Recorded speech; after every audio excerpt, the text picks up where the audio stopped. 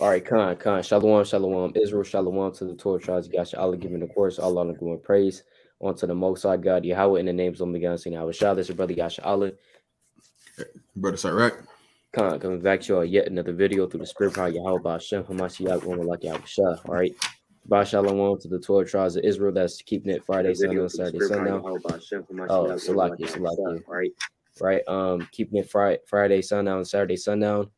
Another day of laboring, another day of praising the name of the Lord, and another day of resting as well. All praises to the Most High.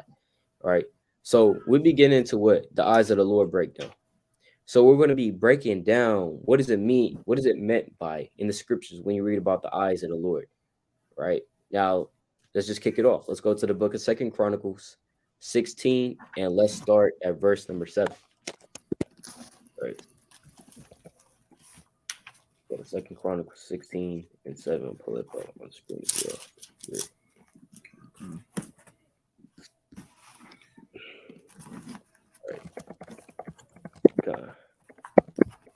The Second Chronicles chapter 16, verse 7. Mm-hmm. At that time, Hananiah the seer came to Asa, king of Judah, and said unto him, because thou hast relied on the king of Syria, and not relied on the Lord thy God, therefore is the host of the king of Syria escaped out of thy hand. Right. You ready? Yeah, come. It says, were not the Ethiopians and the Libyans, the Lubims, a huge host with very many chariots and horsemen. Yet, because thou didst rely on the Lord, he delivered them into thy hand. For the eyes of the Lord run to and fro throughout the whole earth, to shew himself strong in the behalf of him whose heart is perfect toward him. Herein thou hast done foolishly, therefore from henceforth thou shalt have wars. Khan, that's right. That's right. So the point is in verse 9, because this is the Hananiah, the seer, coming to Asa, the king of Judah. Asa, right, was the king during this time, and Asa was actually doing righteous works when we read the chapter and the chapter before. But he had done something foolishly in that he relied on the king of Syria. He relied on their covenant that they had with one another in order to deliver them from, I believe, the king of Israel, right? If I'm not mistaken. Now, when you go to verse 9, it says, for the eyes of the Lord run to and fro throughout the whole earth. So what does that mean, the eyes of the Lord run to and fro? Because you will read about this, eyes of the Lord. Remember, a lot of times we would have in the scriptures, you would have what's called maybe not themes, but you would have I forgot the term, the literary term for it, but it would be like a reoccurring theme. You see a reoccurring theme in the scriptures a lot. You see a lot of reoccurring things, like for example, this phraseology, for eyes of the Lord. Right? You read about the eyes of the Lord a lot of times in the Old Testament and New Testament. Read about a lot of things that's repetitive in the scriptures. So it says the eyes of the Lord run to and fro throughout the whole earth. What does that mean? You see like a giant eyeball and it's just running faster than the speed of light. It's just running everywhere. And that's how the eyes of the Lord go. It's all around the world. What I mean, I never seen a big old ball, eyeball just running everywhere. What does that mean, the eyes of the Lord? Running to and fro throughout the whole earth. To show himself strong in the behalf of them whose heart is perfect toward him. The eyes of the Lord is talking about the angels. So like the eyes of the Lord is talking about the angels of the Lord. That's what it's talking about. All right. And so I'm gonna get a precept on that, and then you got it, King. Right. Con, you got it. So Con. So let's go to the book of Psalms chapter 34. Right. I want Psalms 34, 15. Go to Psalms 34, 15. God, this is Psalms chapter 34. You said 13? Yeah, Psalms 34 and 15. This is Psalms 34 and 15. It says, the eyes of the Lord are upon the righteous, and his ears are open unto their cry. You see that? So the Lord said, Salakia, the eyes of the Lord are upon the righteous. Now we're reading about the eyes of the Lord being upon the righteous. So they're running to and fro, but you also have the eyes of the Lord being upon the on the righteous as well. Remember, these eyes of the Lord is a code word talking about the angels of the Most High. And that's how the Most High goes and sees things. That's how he sees the works of men. Of course, you see things through your eyes. And the Lord says that his eyes run to and fro throughout the whole earth, meaning that nothing can be hid from him because the angels are seeing everything. The angels are everywhere. You have an angel in your room. You have angels like when you go outside. There's plenty of angels, spirits. You can't see them, unless the Most High shows them to you. But you can't see these spirits, but they're everywhere, recording everything. You know. So like I just going to get one more precept on that. Right. Let's go to the book of Second Ezra to prove that you can't hide from the Most High any work from the Most High because His eyes are everywhere. All right, meaning that He sees everything. And how does He see? How does He do that? He sees them. He sees everything by using the angels. Doesn't mean that He relies on the angels, but He uses the angels in order for Him to see everything. Right. That's how the Most High wanted for it to be. Right. So let's go to Second Ezra chapter 16 and verse 62. Oh, it's like you on mute, King. Slacky. This is Second Ezra chapter 16, verse 62. Yeah, Come. and the spirit of the Almighty God, which made all things and searched out all hidden things in the secrets of the earth. Surely he knoweth your inventions and what you think in your hearts, even them that sin and would hide their sin. Therefore, have the Lord exactly search out all your works, and he will put you all to shame. And when your sins are brought forth, ye shall be ashamed before men, and your own sins shall be your accusers in that day. Con, con. You could- Exactly. Con. It says what? Yea, in the spirit of the Almighty God, which made all things, and searcheth out all hidden things in the secrets of the earth. Surely he knoweth your inventions and what ye think in your hearts, even them that would sin and hide their sin. How does he know that? Because he uses the angels, the eyes of the Lord, to run to and fro, reporting everything that they can. You see that? And we're going to get more precepts on that. But that's how you know that it's talking about the angels. We don't see these physical eyes, not physical eyes, right? Just running everywhere. It's code words for these angels. Just like how, for example, the prophets. The prophets are what? The mouth of the Most High. They're the mouth of the Lord. Does that mean that they're actually the Lord? You see the Lord's lips and then his teeth and then the tongue, right? Nah, that's not what it's talking about. Again, you have a lot of code words in the scriptures, and that's one of the code words, right? So, Khan, you got it. yeah, a brother made a mighty point. Um, a mighty point on the second Chronicles 16. I'm gonna go back to it and read it for the spirit.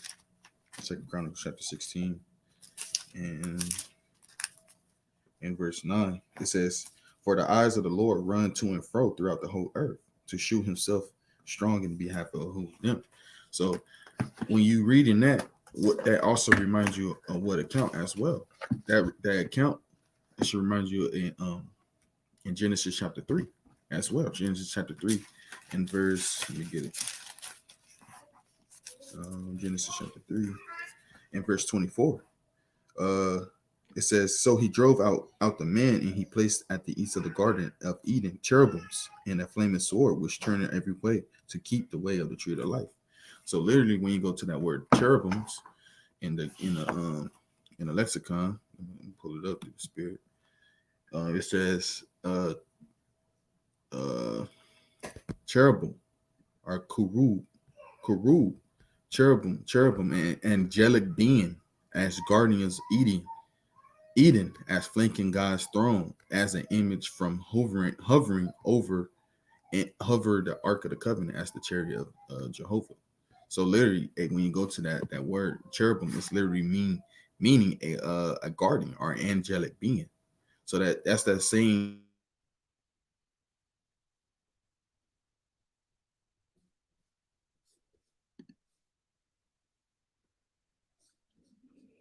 I think the brother froze. black Con back. All It's right. like the same phraseology. Same phraseology that it happened in Second Chronicles chapter 16 and 9. Hey, it says, let me read it again. It says, hey, to and fro. You know, Second Chronicles 16 and 9. It says, for the eyes of the Lord run to and fro throughout the whole earth to show himself strong in the behalf of them whose heart is perfect toward him. Herein thou hast done foolishly, therefore from henceforth thou shalt have wars.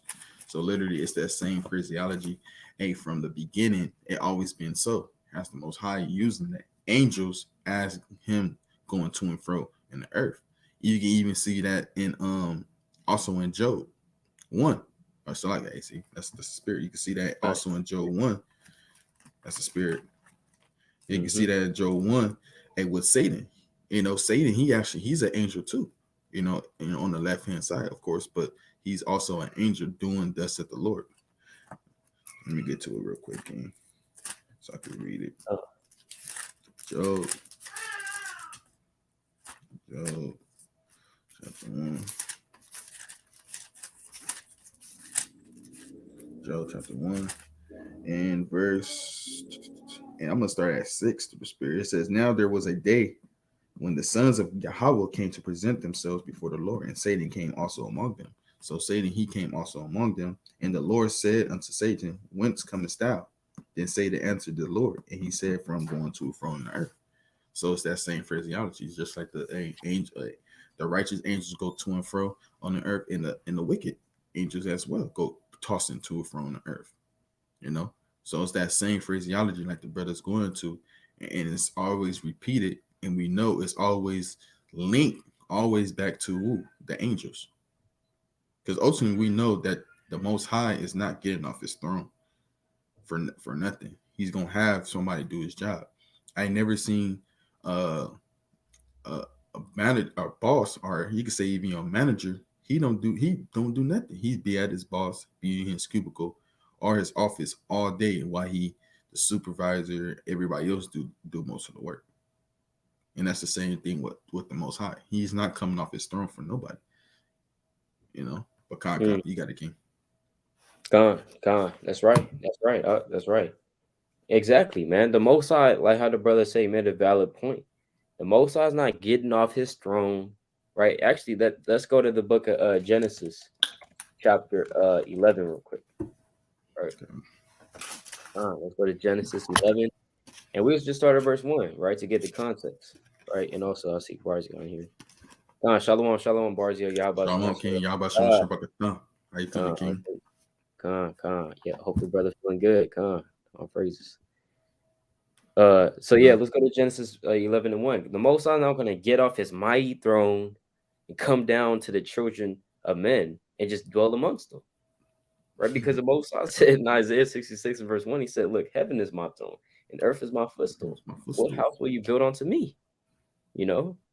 So meaning that, look, the Most High is, look, I'm just so high, right? Not high like you're smoking, but the Most High is just, he's on high, like how the scriptures say in the book of Psalms.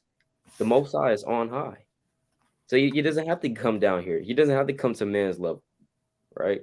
And he does so by sending what's called mediums, right? Mediums. Like Yahweh Shai, he's a medium for the Most High. The prophets are mediums. The angels are mediums, right? The Lord, he talked to Moses in a what? Through an angel in a burning bush, right? Through an angel. The Most High, he talked to Manoah, who was the son, or Shalaki, the father of Samson, through an angel, right? And his wife described the angel looking as very, very terrible, right? So sometimes, depending on the angel, they can look very terrible. They can look very scary, right? They can look very frightening, but they can come in all different types of forms. Ezekiel, he saw angels that had 4 different types of faces. So you have a lot of different types of angels, right? But nevertheless, that's how the Most High deals with men, is through his angels, through his mediums, right? So let's go to the book of Genesis 11 and 1, right? And we'll start from there. This Genesis chapter 11, verse 1. It reads thus. And the whole earth was of one language and of one speech. And it came to pass on the journey, so like it. And it came to pass as they journeyed from the east, and they found a plain in the land of Shinar, and dwelt there. And they said one to another, go to, let us make brick and burn them thoroughly. And they had brick for stone. They had brick for stone, and slime had they for mortar. And they said, go to, let us build us a city and a tower, whose top may reach unto heaven, and let us make us a name, lest we be scattered abroad upon the face of the whole earth. And the Lord came down to see the city and the tower, which the children of men build. And the Lord Right. said, behold, So Salakia. It says, and the Lord came down to see the city and the tower. So how did the Lord come down though? Right? Like how the brother said, he come off his throne, his mighty throne, and just come down here. All right, how did the Lord come down to see the tower in the city and the tower which the Lord children of men built it? Like, and if you're carnal, if you read this, you'd be like, what? Like the Lord, he can't see it from up there, or what? Like he just trying to get a better look, or nah? Like the Most High, what he does is, of course, he can see everything, but again, these things are written for our understanding that we may understand, because we can't comprehend the Most High, and that's why the Bible is written like how it is, because you'll talk scriptures talk about the Lord repenting, right? It's not that he actually repents up there in the third heaven. It's written for our understanding, that we may understand. It's played out like a movie, it's played out like a story, right? So it says what? And the Lord came down to see the city and the tower which the children of men builded. So how did he do that? He sent angels. That's how he scouts out different kingdoms and different people, and et cetera, et cetera. He sends down these angels. They're like spies, right? Um, I'm gonna get another precept on that just to link that up. Let's go to Amos. Oh, Slack. Oh, Slack. I just want to get Amos 9 and 8 real quick. Right. Uh, And this Amos chapter 9 and verse 8. And it reads right. this. Behold, the eyes of the Lord God are upon the sinful kingdom, and I will destroy it from off the face of the earth, saying that I will not utterly destroy the house of Jacob, saith the Lord. Come on, you see that? The Lord said, behold, the eyes of the Lord God are upon the sinful kingdom. So just like how that was a sinful kingdom back then, in the Tower of Babel, man, because they wanted to come all together, want to get all people together. Yeah, let's just hold hands and sing kumbaya. That's why the Lord had to confound their language, right? Because in doing that, in confounding each other's languages, they couldn't communicate with each other, for one. So that means friendships were cut off, relationships were cut off. If you can't communicate to somebody, you're probably not going to have a good relationship with them, because you don't know what you guys are saying, right? And plus, also, when you study language, you understand emphatically that language is intertwined with culture. It's intertwined with it. So when you study the language of a certain nation, you're also studying their culture, because they're going to have certain words to say certain things. They're going to say certain things a certain way. You're studying their culture by studying their language, and except the same goes the vice versa. By studying their culture, you can't study somebody's culture without studying their language as well, right? Because they're intertwined with each other. So then the Most High made other languages. He confounded their speech so that he can separate each other, or separate them. But nevertheless, the point is, it says in Genesis chapter 11 that the Lord came down to see, right, the works of men. And we also see here in Amos 9 and 8. Now we know that in this original context, it's talking about Israel, but at the same time, we also apply this scripture to Babylon the Great and to all other kingdoms, because the Lord's doing the same exact thing.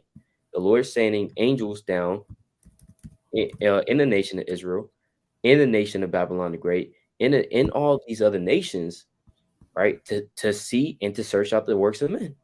You know, it says, behold, the eyes of the Lord God are upon the sinful kingdom. You see that? And I will destroy it off from the face of the earth. Right. So that's how he does that. He sends down the angels to be spies for him. But Khan, you out of here. Con. Even like the brother was saying through the spirit, a you know, him stirring up these different elements and these different things like as we know them as like for example like anxiety or depression, those different spirits, or the spirit of a hurricane coming. That's all spirits that the Most High put on earth. Like and how he do it, he stir up these things, or somebody is jealous or something. He's gonna stir up these different acts upon it and make that spirit come on the earth. Because when we read, let me get this precept real quick. And, Sirach 39 real quick. Let me get it. This Sirach chapter 39 and 27. It says, all things are for good to the godly, so to the sinners they are turned into evil. There be spirits that are created for vengeance, which in their fury lay on sore strokes. In the time of destruction they pour out their force, and appease the wrath of him that made him. Fire, hell, and famine, and death, and all these were created for vengeance. Teeth of wild beasts, and scorpions, serpents, and the sword, punishing the wicked to destruction. So all those things, literally are spirits. So these spirits, is even the spirits of evil, spirits of good. All these different spirits are on the earth. It's just not a regular thing, or what they say mental health issues, or it's more deeper than that. That's literally a spirit that's on you. So you got to understand, identify it, and ultimately what combat it. Because also, like the brother saying, he's doing that even on the earth right now. Let me get Isaiah chapter 42. Isaiah, so I can get that real quick. Isaiah chapter 42 and 13. It reads thus. It says, the Lord shall go forth as a mighty man. He shall stir up jealousy like a man of war. And he's going to literally stir up the jealousy and like a man of war. So all those things, he's going to bring it back all on the earth, and literally stir all this in a pot so everything comes to waste. Let me get this other precept right quick, King, as well. Back inside, right? But ultimately, going into the eyes of the Lord, he sees everything. Let me get this. Let me back to Sirach chapter 39 and verse 19. It says, the works of all flesh are before him, and nothing can be hid from his eyes. So who is he? He is the Most High. Nothing could be hid from him. All flesh. That's the wicked. That's the good. That's that's the righteous. That's the babies. All these things. His work. Nobody works go unseen. It says what? He see it from everlasting to everlasting, and there is nothing wonderful before him. A man need not to say, what is this? Where is this? Where is that? For he had made all things for their uses. So ultimately, the Most High sees everything. He knows what's going on. He knows the past, the future. He's like it says, everlasting to everlasting. He know what's going on before you do it. He know your move before you make it. That also plays into what? Predestination, or having free will. That also plays into that as well. So we don't have free will. Everything's already predestinated to you. So you just walking into your steps that the Most High already laid for you. He know what you're gonna do before you do it. He know you may think in your mind, oh, I chose to do this, or I get the choice to, but the Most High already know that you're gonna choose that route. But Khan, you got a king. Con, that's right. That's right, man. Hey, like how the brother said, that's a good precept. It says the works of all flesh are before him, and nothing can be hid from his eyes. And meaning what? He sees everything. He's recording everything. And how's he doing that? By using the angels. Because there's an innumerable amount of angels in the third heaven. Right? You can't sit up there and start 1, 2, 3, 4, 5, 6, 7, 8 with the angels. Right? Let's go to Revelation 5 to prove that. Revelation 5 and verse 11. It's Revelation chapter 5, verse 11. It says, I beheld and heard the voice of the many angels round about the throne of the beast of the elders. and the elders, Salakia, and the elders, and the number of them was 10,000 times 10,000 and thousands of thousands. Hey, Hey, 10,000 times 10,000, man, and thousands of thousands. Hey, John was like, man, "Look, I think that's like 10,000, like, and it's like another 10,000. I can't even count, man. You yeah. know, That brother said, you put 1,000 on thousands of thousands. You right? know, Thousand, thousand, thousand, man. yeah, So, you so hey, feel let's me? put it in the calculator. So you had 10,000. Brother said 10,000 times 10,000, right? So let's do 10,000 times 10,000. So that is, let's see here, Million, 100 million. 100 mil? I think that's a wait. Is it Yeah, one? 100 mil, 100 three. million? Yeah, 100 million. Yeah, 100 million. Yep, exactly. So you have 100 million right here. Let's times that about by 1,000 again. Let's see. So you have a 1 billion, I believe, right? So it just means that look, it's just a numerable amount. It doesn't. It's not literal, right? 10,000 times 10,000. That means that scientifically and mathematically, you only have brother. It's not that serious, man. It's not that Man. serious. It's like, hey, Right. trying to do the math. It's like, come on, like, brother. All right, you don't have to do all the calculus and look. It means that it's an innumerable amount. You just can't number it. That's how many angels that the Lord has up there in the third heavens, right? So, what does that mean? He uses remember these angels not just there for no reason, right? They're not just there for no reason. He uses these different angels for different uses. Everything is for their use. Even I believe the book of Sirach says that everything the Lord has created all things for their uses. Oh yeah, the brother just pulled that. Everything's for their use. So the Lord has let's go real quick. Let's go to the book of Daniel, chapter 4 and verse 17. Ah, Daniel. Get it real quick. It's Daniel chapter 4. You said 17? Yeah, This is Daniel chapter 4 and verse 17. It reads this. right. This matter, ah, this matter is by the decree of the watchers, and by the demand by the word of the holy ones, to the intent that the living may know that the most high ruleth in the kingdom of men, and give it to whomsoever he will, and set it Right, up over it the basis of men. right. Exactly. And when it says this matter is by the decree of the watchers, who are these watchers? Who's Uh, constantly just watching and recording everything? Because they have the decree. So who is these watchers? Really talking about the angels, right? Because it says what? To the intent that the living may know that the Most High ruleth in the kingdom of men. Why? Because he controls everything first and foremost. And it's always the Lord. He always uses these angels to do stuff. That's how he gets things done. That's how he sees things, right? That's how he records things. Let's get another witness on that real quick. Ecclesiastes 5 and verse number 6.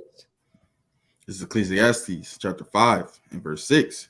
Mm-hmm. Suffer not thy mouth to cause thy flesh to sin, neither say thou before the angel that it was an error. Mm. Wherefore should God be angry at thy voice and destroy the work of thy hands? Right, exactly. It says, "Suffer not thy mouth to cause thy flesh to sin, neither say thou before the angel." So there's an angel there waiting and recording on everything you're saying, right? You can't just say to the angel, "Oh, can you erase that?" Hey, don't show that to the don't show that to the Lord, please. Hey, the Lord's like, look, you can't say that to the angel that it was an error. So that there's angels watching us at all times, right? Recording us, right? That's why nothing is hid before the Most High's eyes because there's angels everywhere, doing stuff, walking to and fro throughout the earth. You got Satan over here, they can putting a damn lust spirit on a brother, putting a murder demon on somebody else, enticing the the men of the Lord, right? Hey, they say he's doing he's doing that. You have righteous angels put a spirit of fire upon this upon this brother, or give the Holy Spirit to this brother. So these angels, they are constantly doing stuff. Mm. you know so calm, but and also, again, recording everything that we say, our actions, right? Taking it up before the Lord, right? So Khan, you got it, King. God, and that's a good point. I was gonna kind of jog the precept in mind. And Khan. Jeremiah chapter 17 and verse 1, it says, "The sin of Judah is written with a pen of iron, and with the point of a diamond it is graven upon the table of their heart, and Mm, upon the horns of your altars." Hey, so literally, hey, the sins of Judah is really with a pen of iron and the point of diamond. Hey, you tell, hey, that's like, hey, that's not coming off. You can't just erase that.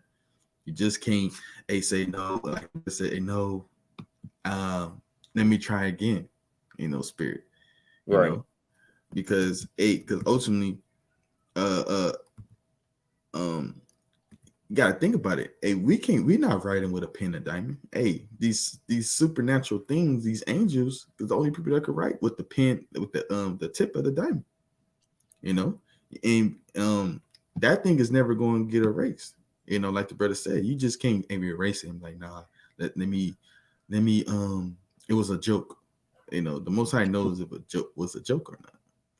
You may say it was a joke, but it was, you was telling the truth, or you was a being on folly. And the Most High knows, if the angels know as well. You can't play the Most High. You can play men, but you can't play the Most High. You know, Khan. you gotta have that discernment of all things. You can't play. You can't think you can just play the Most High. But let me get this preset real quick. Yeah, Sirach chapter. I got two precepts to the Spirit King. The Sirach chapter 42 and 18. It says, "He seeketh out the deep and the heart, and he considered their crafty devices." So he knows he seeketh out your heart and your crafty devices. He knows what you're gonna do. You may think you're getting over on men, but the Most High knows. Then it's saying precept a everything is gonna be recorded against you. You know, literally Khan. everything's gonna be recorded against you. You can't think you don't think that you're getting over on something, or on somebody, or on the Most High, or on men. It says, "He seeketh out the deep in the heart, and he considered their crafty devices. For the Lord knoweth all that may be known, and he beholdeth the signs of the world." And so he knows what's going on. You just can't go toss to and fro and think that you're gonna get over it, and because you're not gonna get over it. You're gonna understand that, the Most High is running these things, the Most High, is in control, and you're not gonna get over it. He says, "He declared the things that are past and for to come, and revealeth the steps of hidden things." So, if the man already got things planned out, what makes you think you're gonna get over on this, man? So we know, we already, kind of explain it, kind of hit on the nail. The angels is actually the ones recording everything, and we know the Most High is not getting off his throne. So we know the angels is out here following us. They literally telling us, secret agents out here. They really doing the Most High job, because, like the brother said, some angels are for wickedness, some angels are for good. And they got a plethora of things that they do, not just a uh Yep. put sin on you, or not just a writing down your sins. They do plethora of different things. Let me get this preset real quick, King. This is Khan. Proverbs chapter 15 and verse 3. It says, "The eyes of the Lord are in every place." Mm, So he's in every place. He's everywhere.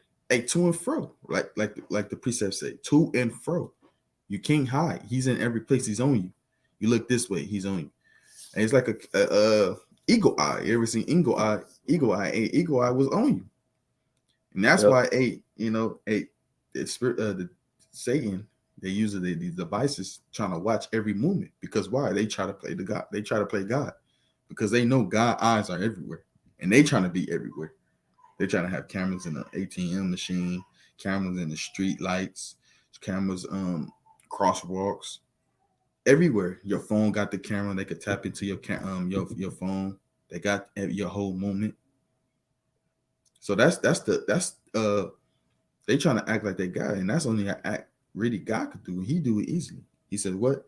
The eyes of the Lord are in every place, beholding the evil and the good." So He sees everything. He knows what you're doing, and He knows Yep. when you're awake, and He knows if you've been bad or good. So you better be, a Santa Claus spirit, Hey, they literally steaming. He knows Yeah, everything, man. You can't get over it, But Khan, you got a king. yeah, exactly. Hey, that Santa Claus spirit, they get it from the Most High. You Khan. know, literally, they get that from the Most High. He knows that. Hey, I always thought that when I'm a kid. I'm like, damn. So this Santa character, he's omnipresent and he's omnipotent. Hey, I always Crazy. kind of wondered that. Hey, that's crazy. This man, where does he get that power from? That's how I was always wondering. Like, how does he have that power? You know what I'm Yeah. saying? So I was just wondering that, but I could never like really formulate that into a question or like, you know what I'm saying? But I was just always wondering that. Couldn't find out. It's no damn Santa. It's the Most High. Khan. You know, it's Yahweh Khan. Shah, man. He got that Yeah. power. He only got that power, man. You Khan. know, to know Talking about, every. Oh, you got it, King. You said what? not kind of talking about when you're awake. I know when Yeah. you sleep, like brother. Mm-hmm. Madness, Madness. madness, man. That's crazy. It says what it like how the brother said, the eyes of the Lord in every place, beholding the evil and the good, meaning the Most High, He sees everything through the angels. The angels are everywhere. Going around this corner, trying to escape from the Most High, going to the bathroom. Oh, the Most High, He can't see me in the bathroom, right? Jake, like, hey, the Most High, He can't see me in the bathroom. Look, brother, the Most High looking right at you, man. You know what I'm Man. saying? There's nowhere you can hide. Maybe if I go to the Himalayan mountain or the Hippalachian mountains, I can escape from the Most High because I'm off grid, right? I'm Man. off. Some of you off grid, you know. No, there's no off grid with the Lord. Maybe you can get off grid with Esau. Esau, he's trying to find you, trying to detect you. He's like, damn, we lost him. Nah, there's no off grid with the Most High. You know, No off grid. no off grid. There's angels everywhere. You know, Khan. and brothers posting good precept in the chat. Um, And shalom, Damien. Khan, Shalom, shalom. shalom, king. Khan, all praises. Barzia from Barzia, Sirach 23 and 18. A man Khan. that breaketh, and I was about to pull that as well, Khan. A man that Khan. breaketh wedlock, saying thus in his heart, who seeth me? I am compassed about with darkness, the walls cover me, and nobody seeth me. What need I to fear? The Most High will not forget, not remember my sins. Yeah, exactly. Like um, for example, a brother that might, commit adultery, he's like, look, that's why you have a lot of lewdness and fornication happen at night. In the like the scriptures say, the dark night. Why? Because it's dark outside. People kind of in the house, they sleep in. There's not out and about. And you kind of like, okay, well, I'm hidden from the face of man. Man can't see what I'm doing. Look, the walls are Khan. covering me. I'm in the security of my house. I'm in my home. You can't really see me. This is my private space. Even though it might be your private space from the outside world, it's not your private space from the Most High, because He can Khan. see. What you think these walls, these thin walls, can hide you from the face of the Lord? You know, like He can still see you, man. Right? Because the Lord said, hey, and actually, let's get that real quick in the book of Hebrews, the 4th chapter. Right now, I'm gonna keep reading this, but let's get that in Hebrews 4. So right Khan. 23:19 says, where it says, all things are naked before Him. What is that? Hebrews 4 and 13. Come. Khan. I'll praise it. But it says, Sirach 23:19, such a man only feareth the eyes of men. Exactly. That kind of man, he only fears the eyes of men. He doesn't care about the Most High's eyes, right? And knoweth not that the eyes of the Lord are 10,000 times brighter than the sun, beholding all the ways of men, considering the most secret parts. What does that mean that his eyes are 10,000 more times brighter than the sun? It means not literally, right? It just means that what? When the sun is out, for example, when the sun is out, there's a lot. So you're trying to hide from the sun. There's only so many ways, only so many locations you can go where you can't be seen by the sun. You know what I'm Yeah. saying? You kind of it's hot as hell outside. You kind of damn like it's hot as hell, man. Trying to get under the shade and stuff like that. You know what I'm saying? Trying to get under the tree. It's only so many places to where you can get under the sun, even if you can. And even when you're under that shade, guess what? The sun is still hitting on that shade. So you can't Uh, escape the sun. And the Lord said to even, oh, it's like it, and you got it after, and even to overemphasize that fact, even though you can't even hide from the sun, the Lord said his eyes are 10,000 times brighter than it. You see that? Meaning that look, it's just too bright. Meaning just look, you can't escape the Most High. You know, you just can't escape his eyes, man. That's what's beautiful about that precept. But yeah, Khan, you got it. Now, Kai, I was gonna make a point of what you were saying. Hey, even when you try to hide, hey, the heat still coming. Ain't no getting away from it. You might be shaded. Hey, the heat is still coming for you, even you under the under the tree or something.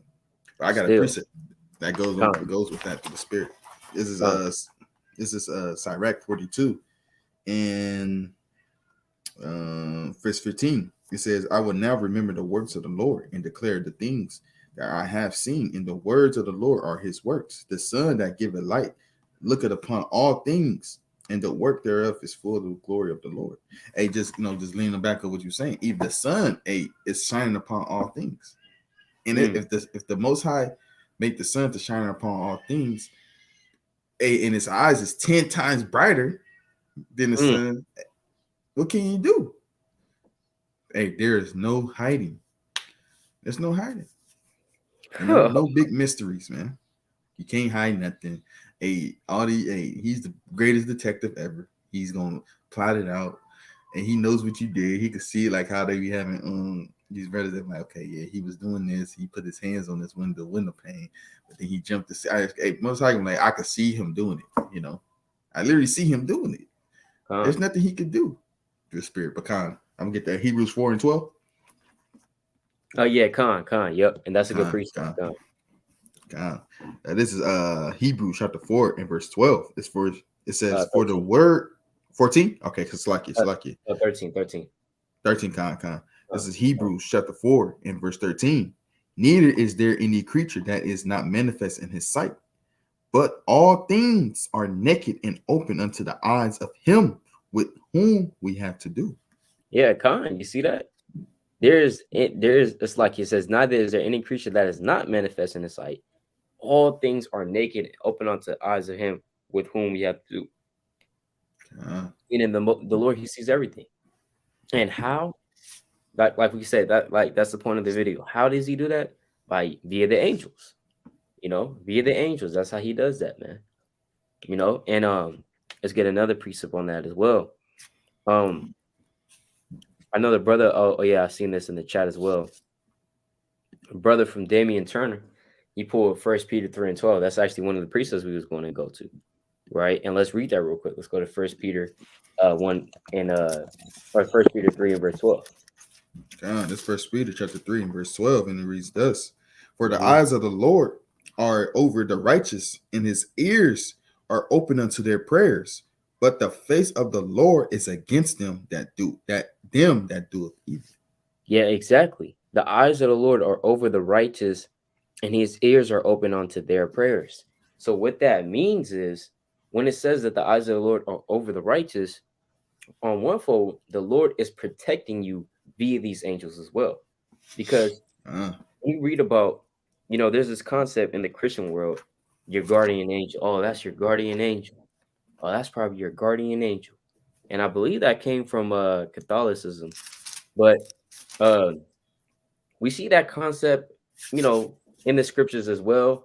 It's not directly stated, guardian angel. You don't see that phraseology in the precepts, but we can kind of pull from that. And here's a precept on that. Let's go to the book of first. Let's go to the book of actually. Let's go to the book of Psalm chapter 34, verse 7 first, and then we'll go to Acts uh, chapter. This is Psalms 34 and 7. It reads thus: The angel of the Lord encamped it round about them that feared him and delivered them. Oh, Con. taste and okay. So Oh, it's like that's all I want to con. It uh, says the angel of the Lord encampeth around about them that fear him and delivereth them. You literally have a camp, an angel, he kind of standing post by you.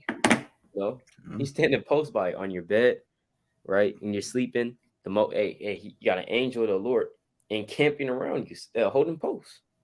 You know, uh, he's holding post like a mighty angel, right? Because guess what? These demons is out to get you. We see we there's a spiritual war happening right now. We can't see it. And so you have angels fighting on your behalf, man. You got Yahweh Shah fighting on your behalf, being an advocate for you because you committed that one sin, because you committed that other sin. So you literally have angels and especially Yahweh Shah up in the third heaven, but you have angels fighting for you. You have demons trying to get you, man. Maybe a lust demon trying to get you. That angel, he cut it down, right? That encamps around you. Um, Maybe you almost got into a car accident. The Lord literally had an angel come and not make that happen. Kind of had a Satan merging the cars together to hit you when you was in this lane, right? You was just cruising in this lane. You had a damn driver. He's on his phone and he's coming way too close to you, almost ramming into you into the back of your car. You got your children back there. You know what I'm saying? And so that almost happened, and it was damn close, but that the Lord had an angel come down and literally deliver you from that, right? And then you might just sweat it. You might be like, damn, that was close, right? Now, a carnal man, he's going to be like, man, he's going to get mad at the other guy, right? Now, you uh, can get mad at the other guy, but at the same time, a spiritual man is going to give all praise to the Most High because he understands that the Lord just prevented an accident from happening, via what? The angels. That's how he does that. So the angel of the Lord, he encamps around them that fear him and delivereth them. That's why the Lord said, there shall no evil happen to the just. Right? Why? Because he has these angels encamp around you.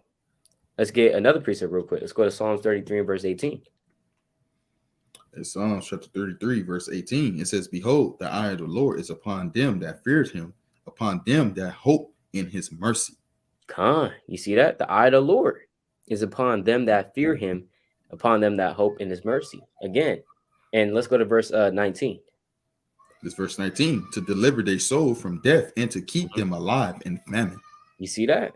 These angels, they're around you and they're over you. They're watching over you, right? Yeah, like, you can say you're a guardian angel, but they're like a guardian onto you. They're a protector to deliver your soul from death and to keep you alive during famine. And who knows? During the days of famine, during the days of all hell breaking loose, you might have your angel manifest himself to you and literally give you food. That's what happened to Elijah. Elijah was fed, right? Birds came to him and gave him food, you know, and he was fed, right? So the Lord, he can do that. Let's get real quick, and then you got it. Acts 12 and verse 15, right? Actually, I want to start at verse 12 because in Acts chapter 12, the context is Peter had just been locked up. It was there during the time of the Passover. All right, he had got locked up, but an angel. Actually, let's skip up because it does talk about that. Acts chapter 12 verse 7, right? And then we'll skip down. This Acts chapter 12 and verse 7. It says, Right. and behold, the angel of the Lord came upon him, and a light shined in the prison. And he smote Peter on the side and raised him up, saying, arise up quickly. And his eyes and his chains fell off from his hands. Right. And the angel so it says the angel of the Lord came upon him, and a light shined in the prison, smote Peter on the side, raised him up, said, arise, go quickly. The chains that was on Peter fell off his hands. So this angel just broke Peter out of prison. Right. Let's go to verse 8. Verse 8. It reads thus, and the angel said unto him, gird thyself and bind on thy sandals. And so he did. And he saith unto him, cast thy garments about thee and follow me. And he went out and followed him, and wist not that it was true which was done by the angel, but thought he saw a vision. Right. So he's like, damn, I must be seeing a vision right now. This can't be real. You know what I'm saying? But it was real. Let's keep reading. Continue on. It says, when they When they were past the first and the second ward, they came unto the iron gate that leadeth unto the city, which Mm-hmm. opened to them as his own accord. And they went out and passed on through one street, and forthwith the angel departed from him. And Mm-hmm. when Peter was come to himself, he said, now I know of a surety that the Lord has sent his angel and had delivered me out of the hand of Herod and Mm-hmm. from all the expectation of the people of the Jews. Right? You see that? So he's like, now I know of a surety that the angels just came and helped me. And what this is a demonstration of the angel of the Lord being over, watching over you, watching over the righteous. In fact, what's crazy is we just read that in what? First Peter 3:12. The Lord and Peter is saying, look, the eyes of the Lord are upon the righteous. And his ears are open unto their cry. He's experienced this firsthand. You see that? He's experienced this. And so let's go to verse 12. Right? He experienced this firsthand, man. It's verse 12. It says, Mm-hmm. and when he had considered the thing, he came to the house of Mary, the mother of John, whose surname was Mark, where many were gathered together praying. And as Peter knocked out the door of the gate, a damsel came to hearken, named Mm-hmm. Rhoda. And when she knew Peter's voice, she opened not the gate of the for gladness, but ran in and told how Peter stood before the gate. And they said unto her, thou art mad. But she consistently, Salakia, Uh-huh. constantly, Salakia, constantly affirmed that it was even so. Then said they, it is his angel. It is his angel. You see that? So when she heard Peter's voice, she was like, wait, look, it's Peter. I can hear him. And then there was like, look, you're mad, you're crazy. Sit down. Look, sit down. You might, I don't know what you're talking about. Peter's in prison. That's why we praying, right? But she said, look, she constantly affirmed that it was even so. What? Then said they, it is his angel. So how did they know that Peter had an angel? It's because it wasn't a new concept. Because look, they already knew that the angels encamp around those that fear, you know, to deliver them. And so, and they understood that. Look, angel Slakia Peter was released from jail by his angel because he had an angel watching over him at all that time, right? So yeah, Khan, you got it, King, through the Spirit. Con, leaning back on what you were saying about if you fear what good thing ever happened to a righteous person through the Spirit. This Right. is Sirach chapter 2 and verse and 10. And when we look back all the righteous things on our righteous forefathers, what we see, it says, look at the generations of old and see, did ever any trust in the Lord and was confounded? Or did any abide in his fear and was forsaken? Or whom did he ever despise that called upon him? Hey, and we know as far as the precept that the brother just pulled, the Spirit, the righteous, they never got confounded. They never been and not surety with the Most High. Going back into the precepts that the brother was pulled. Every old um every old a story that we could go to and read upon. Nobody that was righteous was ever confounded. Nobody that was righteous ever just just what's the word? The Most High didn't care about. No, the Most High care about the righteous, and His eyes is on the righteous at all times. God, let me get this precept. Like the brother Job. This is Job. It's not kidding me. This is Job chapter 30, 35. Salakia 34 and 21. Salakia. It says, for his eyes are upon the ways of men, and he seeth all his goings. So the eyes of the Lord is upon all men. He sees everything that's going on. He sees everything. Job, he seen how Job was acting. He seen how Job was going. He knew that Job was going to fight off that demon. He knew Job was going to be that person to prevail and go through the trials and tribulations and break through. All Right. these things was just for his what they say for character build, or for just for our learning to know how to move. Because a lot of people, when they think about it, like, hey, Job was going through a lot. Job going through a lot, and they Right. just saying Job going through a lot. Hey, brother, you're going through a lot too. This story is for your learning to understand that hey, every man go through something. You might Con, lose your children. You might lose your wife. You might lose everything of your possessions. What would Job do in this predicament? And you go right, back to Job and you read about Job. And we know that the Most High set Job up to give us as an example, like every mighty brother that he did. You know, but ultimately, hey, we know that the Most High, hey, his eyes is on everything. Let me get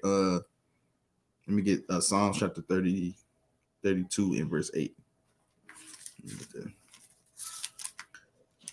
This is Psalms chapter 32 and verse 8. It reads, I will instruct thee and teach thee in the way which thou shalt go. So he gonna teach us and show us in the way it should go, right? He says, I will guide thee with my eye. Hey, so mm, he gonna guide us in all ways. mm, Hey, ultimately, the eyes of the Lord is truly a lot, The eyes of the Lord could be the scriptures. The eyes could be the Lord could be, because these are living, this is a living vessel as well. And we know his first creation, his angel, the first creation is what? Yahweh Shah. He could be a former angel as well, coming in the book form. But also, we know, hey, ultimately it's the angels that he have going to and fro, helping us out, like the brother was saying. And con, all hey, guiding us, being bouncers to these wicked demons out here that's trying to perverse us. Hey, the angel right now, they battling right now. They in the streets, Marvel style, right, breaking the like Doctor Strange. con, You don't really the illusion of it. We don't really see it. A normal eye don't see it, but a Doctor Strange, he going through it, man. He finding all these. Hey, Doctor Strange going through it. right, right, But right. regular eye can't see it. Spiritual man can't see it. We as mortal men, we can't see these things. But Kyle, you got it. Con. Nah, yeah, that's true though, man. That's true. Don't expect to see the angels, bro. And frankly, you probably don't want to see an angel because a lot of times they were described as terrible in the scriptures. Even in the book of Matthew, chapter 14 and verse 25, it talks about what? Now I'm gonna read that real quick, right? In Matthew 14, verse 25. It was at night too, but it says, and in the fourth watch of the night, Yahweh Shah went on to them walking into the sea. And when the disciples saw him walking on the sea, they were troubled, saying, it is a spirit, and they cried out for fear. So, in the ancient world, our people were scared of angels, man. They were scared of angels. Now, of course, it wasn't an angel that they saw, but it was like, look, that's a spirit. That's an angel right there. Like, what the heck is that? And they cried out for fear, started crying out. So, you probably don't even want to see these angels, but yeah, they're there. All right, they're there. And again, that's having faith, right? Because we never seen an angel. Again, never seen Yahweh Shah. We never seen the Most High. Never seen any of these. We never seen the prophets, but we know that they existed. We know that these angels exist because that's through faith in Hebrews 11 and 1, right? It says that faith is the evidence of things, or it's like I'm gonna get that real quick, right? Hebrews 11 and 1. Right? It says, now faith is the substance of things hoped for, the evidence of things not seen. So that's what that faith comes in. Because again, brother said you can't see these angels. It's a whole spiritual warfare out here. You have principalities on the right hand side, on the left hand side, right? And you have these spirits fighting against each other, right? Again, even when you read about that in the Gospels, a lot of them that saw Yahweh Shah, they said, I know thee who thou art, the Holy One of God. You know, Mm. hey, they knew Yahweh Shah because they knew that Yahweh Shah was that chief commander. You understand? Right? On the right hand side. So let's go to real quick Ezekiel 8. It kind of reminded me of this precept. Let's go Ezekiel 8 and verse 17 through 18. God, this is Ezekiel chapter 8, verse 17. Then he said unto me, hast thou seen this, O son of man? It is a light thing to the house of Judah that they commit the abominations, which they commit here. For they have filled the land with violence and have returned to provoke me to anger. And lo, they put the branch to their nose. Mm-hmm. Therefore, will I also deal in fury. My eyes shall not spare, neither will I have pity. And Mm. though they cry in my ears with a loud voice, yet I will not hear them. Good. That's powerful, right? That's powerful. But the Lord said that what's crazy is He said, "Mine eyes shall not spare, neither will I have pity." So what does it mean? His eyes should not spare. On one fold, that could be going into the angels. When He sends these death angels down to the earth to kill certain of His people, right, or to kill certain of the people, the inhabitants of the earth, He said, "Mine eye is not going to spare." There's no type of ransom, no type of get out of jail free card when this happens. You can't say to the angel, you know what? I didn't really mean it like that, bro. But like, hey, I only smoked like I smoked a pack or two. I mean, you know, or like, hey, I only rolled up a few times, right? Now the Lord said, "Look, mine eyes shall not spare," right? And as we're going through these precepts, these eyes of the Lord is going into what? The angels, right? Now let's get another precept in that real quick. Ezekiel 9, the next chapter. Ezekiel 9, and let's go to verse 1. This is talking about the angels. It's lucky. Ezekiel chapter 9, Oh, in verse 1, it right. reads, He cried also in my ears with a loud voice, saying, cause them that have charge over the city to draw near, even every man with his destroying weapon in his hand. And behold, 6 men came from the way of the higher gate, which lieth toward the north, and every man a slaughter weapon in his hand. And one man among them was clothed with linen, with a writer's inkhorn by his side. And they went in and stood beside the brazen altar. And the glory Right. of the Oh, Slack, I just want to touch on this. So okay. it talks about 6 men, right, coming on from the way. It's like it says, the way of the higher gate, which lied toward the north, and every man a slaughter weapon in his hand. And one man among them was clothed in linen, with a writer's inkhorn by his side, and they went in, stood beside the brazen altar. These men right here, is talking about angels, and they had a destroying weapon in their hand, right? These destroying weapons. See, these angels, they're not coming with roses, flowers. Look, let's talk about the angel right quick, man. A lot of,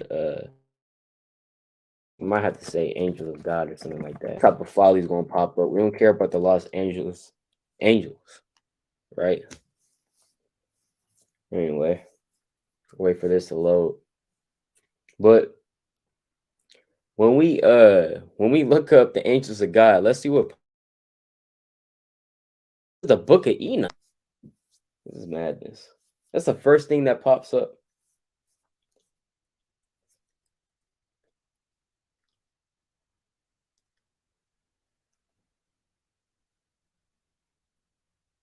All right, Con. So yeah, so the angels of the Lord, they don't look like this.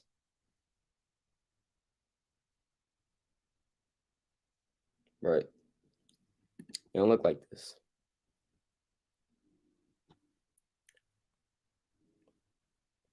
Yeah, they don't look like this either. The heck is this?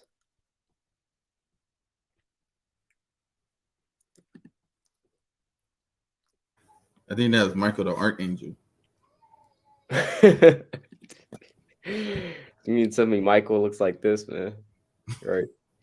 Man, Madness. I So you be mean deeming some it, man. that's madness. So Yahweh, he looked like a so-called black man, white woolly hair, red eyes, right? With a double-edged sword. But Michael, he looks like this. That's madness. Yeah, so the angels, they don't look like this. All right. That's complete white supremacy. All right. That's the good. You think this is an angel? All right. No, that's a demon, man. Uh, If we're being honest, right? Hey, so yeah, these not what the angels look like. All right. And so when we read this in the Bible, right? Let's get in Ezekiel 9, they had it's like it says what? A destroying weapon in his hand. Uh, Right. All right, and let's go to verse 3. This is Ezekiel chapter 9, verse 3. It says, and the glory of the God of Israel was gone up for the cherubim, whereupon he was to the threshold of the house, and he called to the man clothed with linen, which had the writer's inkhorn by his side. And the Lord said unto him, go through the midst of the city, through the midst of Jerusalem, and set a mark upon the foreheads of men, and sigh, and that cry for all the abominations that be done in the midst thereof. Yeah, Khan, you see that? The Lord said, go through the midst of the city, through the midst of Jerusalem, set a mark upon the foreheads of the men that sigh and that cry for all the abominations that be done in the midst thereof. So you see here that the angels, they go to and fro through the city. They're seeing who's righteous, who's not. They're marking the righteous man. The Lord said, mark the perfect man, for the end of that man is peace. You know, I believe the Lord says that in the book of Psalms. So that's what the angels are doing. They're going through the city. They're going through all these cities in the world. They're going through all the world. They're seeing who's righteous, who's keeping the commandments, who's not keeping the commandments, who's marked for destruction, who's marked for salvation. That's what they're doing. That's how the Lord does that. And let's keep reading in verse 5. Verse 5. And to the others he said in my hearing, go ye after him through the city and smite. Let not your eyes spare, neither have ye pity. Slay Right. utterly old and young, both Nah, maids and little children. that's not what the angels is doing. They're not slaying old and young. That's going too far. It's going too far. It says what? Read it again. Slay utterly old and young, both God. maids and little children, and women, both, but come not near any man upon whom is marked, and begin at my sanctuary. Then they began at the ancient men which were before the house. You see that? Con. So we see here, right? We see right here in the precepts. The Lord said, slay both like you. Slay both utterly old and young, both maids and little children and women. Don't let your eyes spare. If they're set for destruction, kill them. And that's what these angels do. The brother just pulled that in Sirach 39:28. These angels rejoice at the Most High's commandment. The Most High says, kill these people. That's what they're going to do. The Most High says, destroy this nation or destroy Babylon. That's what they're going to do. You know, they're not going to say a word to the Most High, except for Khan Adawan, you know, or whatever they say, or Hallelujah. You know, you read that in Revelation. You have a whole bunch of angels just saying Hallelujah. And that's how you know the Most High, man. The Most High is powerful. He created all these angels just to say Hallelujah. That's crazy. See, so you have certain angels, they're just saying Hallelujah all the time. There's just you have certain angels, like for example, 24 elders, they're just praising the Most High 24/7. They're just praising the Most High, right? It's crazy, right? But and again, you have angels like death angels, right? You know, and the Lord said, "Look, it is enough," right? But yeah, Khan. So that's you have this account of the angels doing that. All right, so Khan, you got it, King. Con. Damn, I was looking for this precept. It's kind of escaped me. Okay. But anyway, through the spirit, hey, like it was a time I believe in First Kings, and he had all the angels come before the Most High and had a little council and say, hey, do this or do that, and how we gonna destroy this man or overthrow him? And he like, Most High, one angel, a deaf angel, like, hey, I'm gonna put a lying tongue in his mouth. Right. Another one was like, okay, he was like, okay, I kind of like that. Yeah, that's And the Most High said, do it. And the Most High went to go do that thing. Kind of escaped me through the spirit. Yeah, that's First Kings 22:19. Oh, con. Let me read that real quick. Come. Yeah. It's First Kings chapter 22 and verse 20. Let me just get to the point. Yeah, 20. He says, and the Lord said, who shall persuade Ahab that he may go go up and fall at Ramoth Gilead. And one said on this matter, and another said on that matter. And there came forth a spirit and stood before the Lord. It's like I got to start at 19. 19. I got to start at 19. So like, yeah, this is First Kings chapter 22, 19. And he said, hear thou therefore the word of the Lord. I saw the Lord sitting on his throne, and all the hosts of heaven standing by him on his right hand and on his left. That means everybody, the righteous angels on the left side, the wicked angels. And the Lord said, who shall persuade Ahab that he may go up and fall at Ramoth Gilead? And one said on this matter, and another said on that matter. So they drawing back matters or suggestions. It says, and the Lord said unto him, wherewith? And he said, I will go forth, and I will be a lying spirit in the mouth of all his prophets. And he said, thou shalt persuade him and prevail. Also go forth and do so. Hey, so Most High say, hey, you're gonna prevail. That means you're gonna win that battle. That's gonna be an easy battle. Hey, the Most High, everybody like the Most High he's not dealing with lying spirits. He hate lying, right? Hey, the Most High said, hey, put that lying spirit in him, Right. and have him go off, or not in him, but in his prophets. So like it in his prophets, and have him go off. And it says what? Now therefore, behold, the Lord had put a lying spirit. The Most High put the lying spirit on him in the mouth of all these thy prophets, and the Lord has spoken evil concerning thee. Hey, because we all know the Most High do good, he do evil, he bringeth to life, he bringeth forth dead. The Most High do all these things. So this is a perfect account to show you how the Most High operate. He have these different spirits. Hey, he gonna put that lion spirit on you. He gonna put that adultery spirit on you. He gonna put these different spirits on you on the earth. Now that's that's on the more wicked side. Like we go into the different offices of the angels. A lot of angels are ranked, like men in the world. Hey, we also rank. Everybody got their different office. Right. It's angels that does certain things as well. Let me get this precept. This is Revelations chapter 8 and verse 4. This is Revelation chapter 8, verse 4. It says, and the smoke of the incense which came with the prayers of the saints. So the smoke of the incense came with the prayers of the saints, right? And we know the saints are the Israelites. It says, ascended up before God out of the hands of the angel. So the angels also, hey, giving your prayers up to the Most High. That's another office that they got going on as well. So the angels are everywhere as the eyes of the Lord, jotting down, being secret agents, or ain't no reason to be secret, but agents. And you got those. We got wicked lying spirit angels. We classify them as demons, or other forms of things. Then you got all these different other offices that they got going on. So this is another office that that the angels dealt with. They also gather your prayers up to deliver up to the Most High. Let me get this other precept through the Spirit, King. This is Judith. This is Judith. Salakia. Salakia.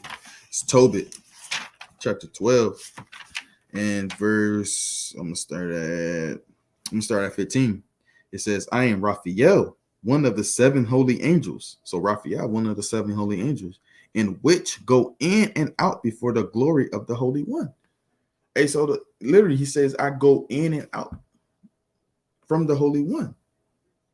You're doing all these things, Right. And that's one of the holy angels, Raphael. He says, what? I'm gonna read it again. He says, I am Raphael, one of the seven holy angels, which present the prayers of the saints, Salakia, and which go in and out before the glory of the Holy One. So he's doing the office of delivering your prayers up to the Most High, going in and out of the spirit world, back into our world, and doing his job, through the spirit. What kind you got it? Con. Yeah, exactly, man. Exactly. And that's something that we got to understand, that these angels, they got lots too. They got jobs, you know. Now they don't have to clock in. It's on account. You know, Raphael is clocking in. Another day, another dollar, right? Another day, another dollar. He wakes up at 7 a.m. and then, by 8 a.m. he leaves the house. He rides on the chariot. All right. They finna make a movie off of it, man. Finna make a movie off of the precepts, you know? Right? It's not that deep. So we don't understand all the dynamics and all this other stuff, all right? But what we see here is, look, right? Let's get Salakia. Second Kings 6 and verse number actually, hold on. Second King, yeah, Con. Second Kings 6, and let's go to verse 14. Right? There's angels all around us, man. Right? You have to Second understand that. Kings, Second Kings chapter 6, in verse 14. It reads thus: Therefore sent he thither horses and chariots and a great host, and they came by night and compassed the city about. And when the servant of the man of God was risen early and gone forth, behold, an host compassed the city, both with horses and chariots, and his servants, and said unto him, Alas, my master, how shall we do? And Right? So he he answered, saw all these chariots, Lucky. He saw all these chariots and horses gathered, right, around what? Samaria. And this man, he talked to the servant of the man of God, or Salaki, talked to the man of God who was at this time Elisha, and he said, look, what are we gonna do? You see all these men, all these horses and these chariots being compassed about us. Right? Let's go to verse 16. verse 16, and he answered, Fear not, for they that be with us are more than they that be with them. And Right. Elisha And so, prayed. and Salaki, Elisha said, look, don't be afraid, because guess what? We got more on our side than on their side. Now, imagine if Elisha said that to a carnal man. Carnal man's gonna be like, "What? What are you talking about, bro? And we're gonna die. We're going to die. We're gonna be put in slavery. You know, if we don't do nothing." Now, Elisha knows something that the other guy doesn't know. Elisha could actually literally see, because he had such high spirit that he was able to see these angels. Right now, let's go to verse 17. Verse 17, and Elisha prayed and said, Lord, I pray thee, open his eyes, that he may see. And the Lord opened the eyes of the young man, and he saw, and behold, the mountain was full of horses and chariots of fire round about Elisha.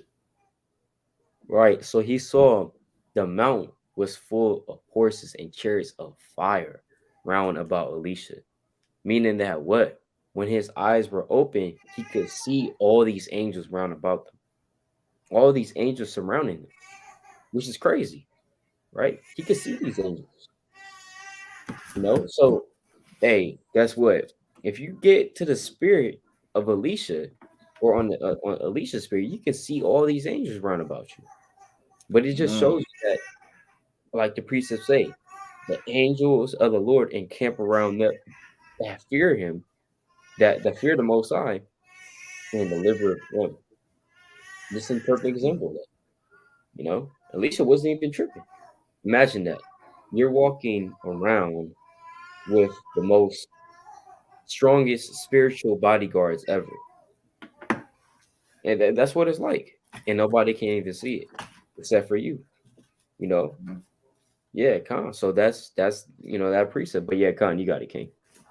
I got a precept real quick through the spirit. This is Uh, Exodus chapter 23 and verse 20. And it reads thus. It says, Behold, I send an angel before thee to keep thee in the way, and to bring thee into the place which I have prepared. Hey, so the Most High, hey, he gonna send an angel before thee. He's gonna send an angel, like we've been, harping on all day. Hey, this eyes of the Lord are the angels, and the Most High send these angels to do certain things. Khan. Like the brother said, hey, they are a spiritual bodyguard in this thing. That things we don't ultimately can see. And the angels are the Most High send these different angels out here to to help us out in the spiritual realm. It says what? Beware of him and obey his voice. Provoke him not, for he will not pardon your transgressions. For my name is in him. But if thou shalt indeed obey his voice and do all that I speak, then I will be an enemy unto thy enemies and an adversary unto thy adversaries. For mine angel shall go before thee and bring thee unto the Amorites and the Hittites and the Perizzites and the Canaanites and the Hivites and the Jebusites, and I will cut them off. Con. So that's plain and simple. How the Most High will move mountains for you. He will do things that that you might not think you could do. Just like in the time of Maccabees. So like here, let me get it real quick. In the time of Maccabees, and they was slaying them, and they was few in number. Let me get that real quick. First Maccabees, chapter 1. Let me see. Is it 1? Let me find it real quick. Select here. Let me see. I know it's First Maccabees chapter. Bees and Yeah. Rhodius. Let's see. Second. No, it's true. Oh, Let me see. I think I found it. This is First Maccabees chapter 4. I'm gonna just get to the point. This verse 6. I got started at 1. It says, Then took Georgius 5,000 footmen and 1,000 of the best horsemen, and removed out of the camp by night, to the end he might rush in upon the camp of the Jews and smite them suddenly. So all these men are coming against him. What do you say? And the men of the fortress were his guides. Now when Judas heard thereof, he himself removed and the valiant men with him, that he might smite the king's army which was at Amas. While as yet the forces were dispersed from the camp, in the mean season came Georgius by night in the camp of Judas, and when he found no man there, he besought them in the mountains. For he said, These fellows flee from us. But as soon as it was day, Judas showed himself in the plain with 3,000 men, who nevertheless had neither armor nor swords to their mind. Hey, so he only had 3,000 compared to the 5,000, right? And what did he say? He says, and they saw the camp of the heathen, that it was strong and well harnessed, and it could pass round about the horsemen, and all these were expert of war. He says, and so the enemy, they wasn't no slack. That's what he's saying. They was very professional at what they was very, very professional at their job they would do. He said, Then said Judas to the men that we were with him, for fear ye not their multitude, neither be ye afraid of their assault. Remember how our fathers were delivered in the Red Sea when Pharaoh pursued them with an army. So same thing. He said, don't fear. The Most High is here. He got us. Yeah, we few in number, but what? Just like in Deuteronomy chapter 7 and verse 6. But when you keep reading, the Most High didn't choose us because we was a multitude, but a few in number we were at the time. But what did Judas did? He says, verse 10, he says, Now therefore let us cry unto the heaven, and peradventure the Lord will have mercy upon us, and remember the covenant of our fathers, and destroy this host before our face this day. So exactly the same act. Every time we might be a few in number, but what the Most High will always help us out in the times that we think we may not beat this thing. The times where we feel more distressed, the time that we think in our mind, we might get put to flight, we might put to death. And when you keep reading in First Maccabees, they was putting them dudes to flight, 5,000 men compared to 3,000. And people are like, oh, that's not a lie. That's 2,000 more men to you, And they didn't have weapons. They said, yeah, they didn't have weapons, and like it said as well, they weren't slack army men either, the enemies. But I want to get this real quick. This is Deuteronomy chapter 7, in verse 6, not 6. I'm gonna jump to 7, because we always bring this out. classic. But verse 7, it says, "The Lord did not set his love upon you, nor chose you, because ye were more in number than any people, for ye were the fewest of all people." So we was the fewest of all people on the earth at this time. Nobody, we couldn't really go against nobody, except the Lord was with us. And that's how the Most High always had our forefathers work. They know if we got the Most High, even though we few in numbers, we still gonna win.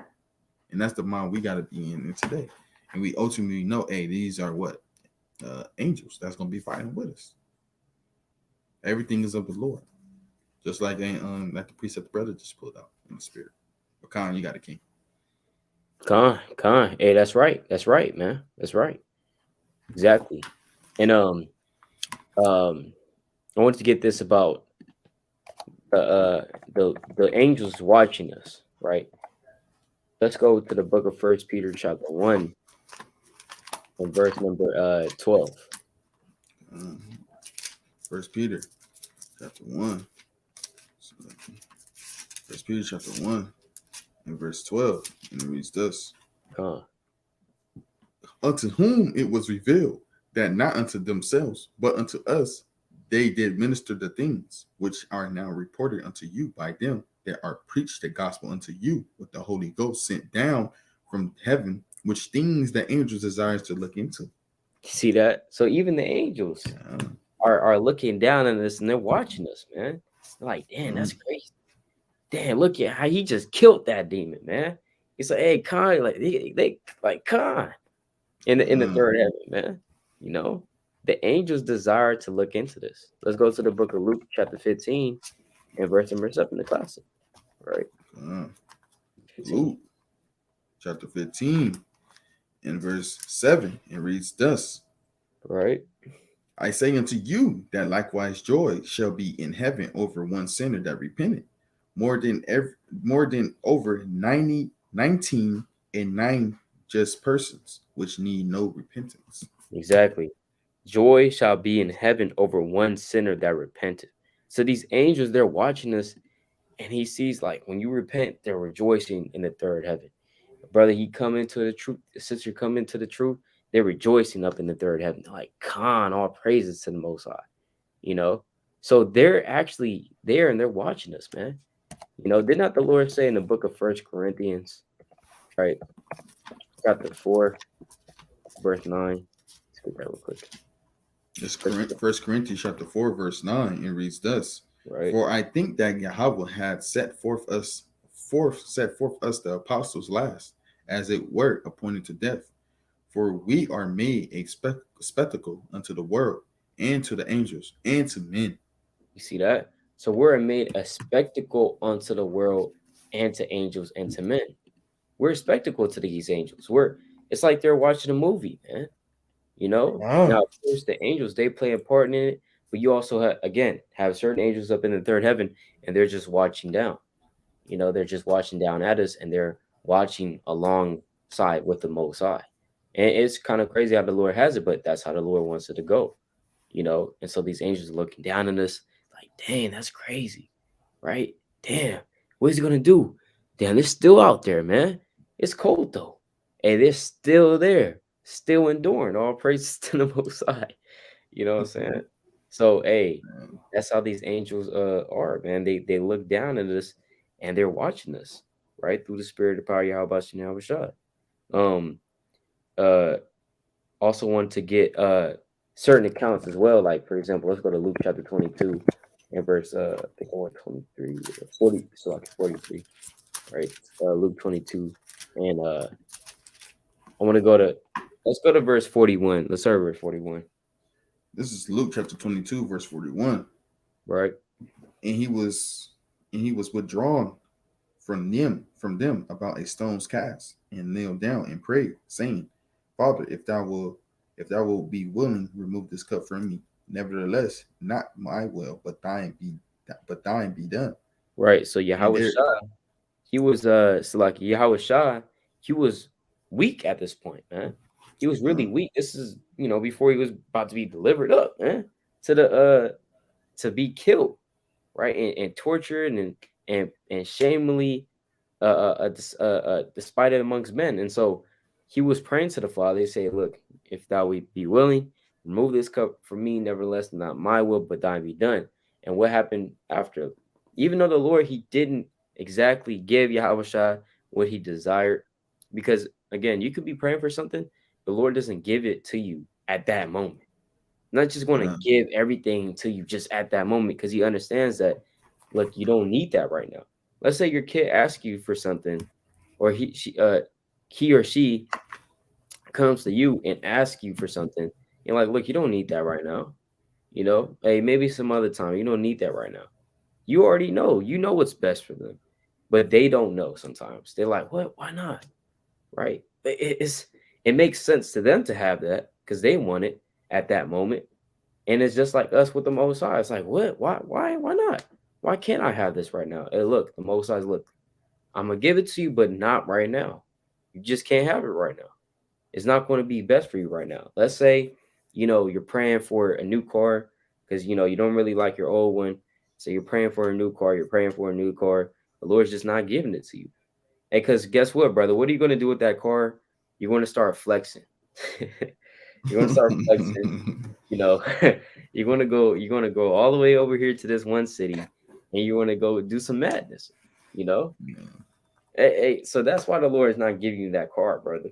Or you might be praying for you know, whatever it might be, and the Lord's just not giving it to you because for one reason or the other, the Lord's like, look, I don't want you to be in that situation right now because I already know what you're going to do for it. Even though you think that you're going to do one thing with it, like you're going to do the other thing. You know what I'm saying? God, So, hey, the Most High already knows what's best for us. So, even though the Lord didn't exactly answer Yahweh's prayer, the Lord said, look, I can't give you that, but I'm going to give you this. Let's go to verse 43. it's verse 43, and it reads thus: And there appeared an angel unto him from heaven, strengthening him. You see And that? There appeared, oh, it's lucky. It says, God, there got it. appeared an angel unto him from heaven, strengthening him, right? So, the Lord, he kind of strengthened him in his time of need. Even though he had to go through an affliction, the Lord gave him some strength. So, you know, for example, this is how the Lord works. You might pray for wisdom, and the Lord, He will give you problems to solve, right? You might pray for strength, and the Lord, He'll make you go through tough times, right? It's like, damn, I was just praying for strength the other day. Now my phone, I got all these other bills. I got, hey, I got, I got fired from my job, or my car kind of broke down. I'm like, damn, man. All I did was just pray for strength, and not knowing that going through those type of things is actually going to give you more strength. He's actually answering your prayer, maybe not the way that you want, but in the way that he deems fit, you know. So that's how the Lord. And but I just say all that to say, the Lord, he kind of sent down an angel onto Yahweh Shah, strengthening him. That's what these angels are there for, strengthen you, to minister onto you. One more precept on that, and then Okay, you you got got it, it. King. Gone. I'm gonna get Matthew 4. You don't want 11 or 12. Yeah, gone. Is Matthew it 4, 11. Matthew 4? Yeah, verse 11. This is Matthew chapter Uh, 4, verse 11. right. And it reads thus: Then the devil leaved him, and behold, angels came and ministered unto him. You see that? Angels came and ministered unto him. So after Yahweh Shah was tempted for 40 days and 40 nights, he's cutting the devil. He's cutting Satan up with precepts. You know what I'm saying? He said, "Get thee hence, Satan." After the Satan left him, the angels came down and ministered unto him. Hey, guess what? You might pray for strength. That you're tired. You might be going through. You might be tired or something like that. You pray for strength to the Most High, and the Most High kind of strengthens you. He sent you those angels to do that, right? To strengthen you. You know. So that's what it means ultimately when it says the eyes of the Lord are upon the righteous or over the righteous, is because guess what? The Lord is going to send these certain things, or not these certain things, but these certain spirits, there's certain angels to you to help you and to minister Uh, unto you. You know, you just don't want these angels on the left hand side to be sent onto you, man. Like the Lord said, hey, let the angel of the Lord chase him, or uh, uh, uh, a wicked man, he only seeks rebellion. Therefore, a wicked messenger or evil messenger shall be sent against him. against them. You know, come on. So that could happen as well, and that's what happens to the wicked all the time. But you got it, King. Chris, that was a good point. Even Come want to go to the book of Daniel, chapter 3, with the with the brothers. Um, it reads, this is Daniel chapter 3 and verse 23. It says, and these three men, Shadrach, Meshach, and Abednego, their slave names, we all know Azariah, you know, it says, fell down and bound in the midst of the burning furnace, in the burning fiery furnace. Then Nebuchadnezzar, the king, was astonished, and rose up in the haste and spake and said unto his counselors, did not we cast three men bound in the midst of the fire? They answered and said unto the king, true, O king. He answered and said, lo, I see four men loose. Hey, on. why you see four men loose in there? Because an angel came down, just like the brother was. Came down and supped with them, and did the works of the Most High. Because these brothers were righteous. It says what? Walked in, he says, he answered and said, lo, I see four men loose, walking in the midst of the fire, and they have no hurt. And the form of the fourth is like the son of God. Hey, who's this form of the son of God?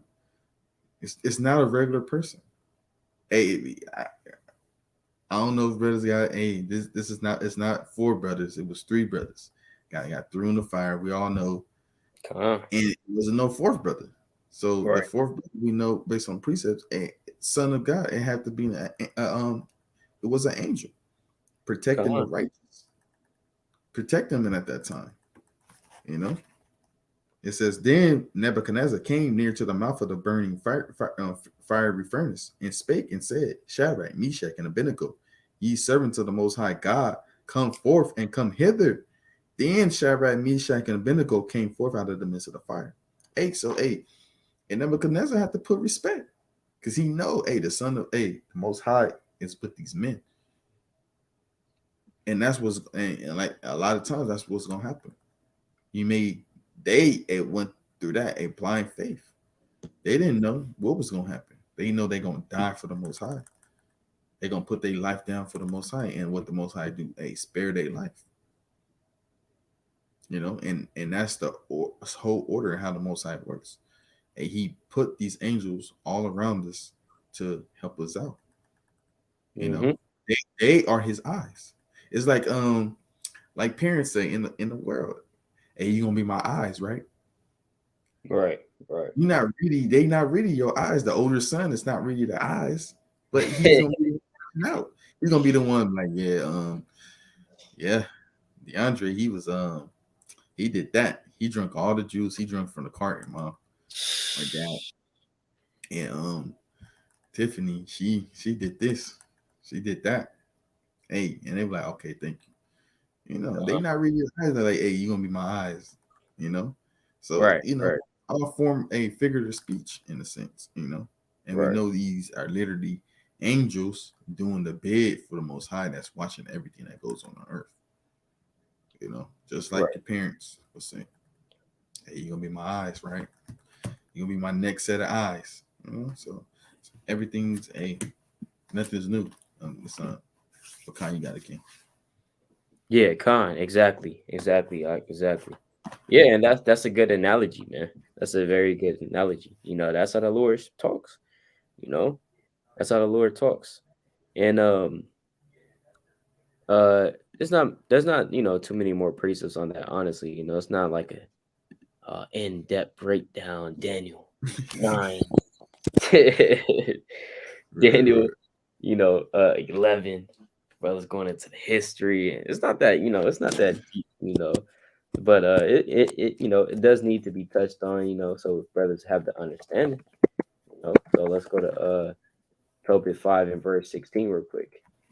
Uh, it's Tobit chapter 5 and verse 16. It reads thus. Right. So they were pleased. Then said he to Tobias, prepare thyself for the journey, and Yahweh will send you a good journey.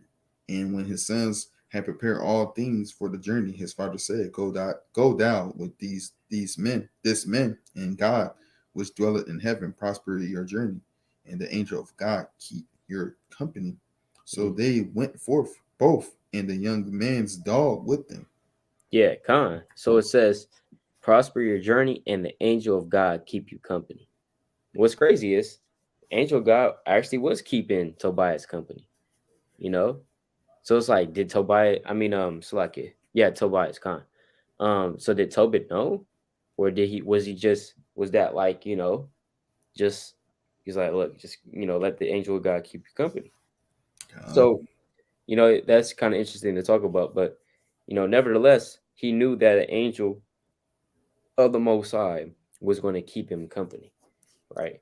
So when you out and about, look, the angel of God or the angel of the Most High is keeping you company, brother. You out in the highways and byways, angel of God is there too. You just have to have faith that that's real. The Lord said, "Where two or three are gathered together in my name, there I am in the midst of them." uh, So even Yahweh Shah dwells amongst you, right? So you have Yahweh Shah, the spirit of Yahweh Shah, and that's not a far fetched thing. You go to Colossians 2:5.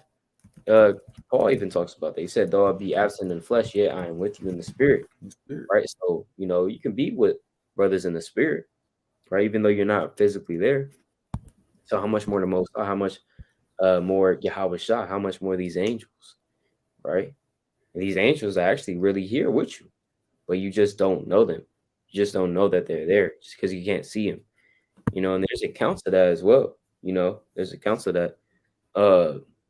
But yeah, Khan. Um, yeah, Khan. And if this was just really touching on the eyes of the Lord, but we can make another video about, just going slowly into the angels. Also wanted to get this quick precept as well. Uh, Zechariah 1. Zechariah 1 and verse 7.